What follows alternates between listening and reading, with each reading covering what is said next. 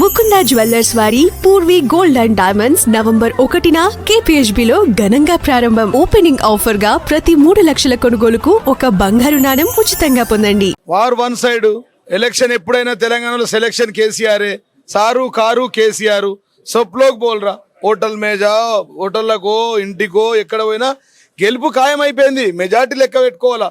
దాంతోనే ఫ్రస్ట్రేషన్ లో కాంగ్రెస్ లేనిది మైనార్టీలు లేదంటుర్రు.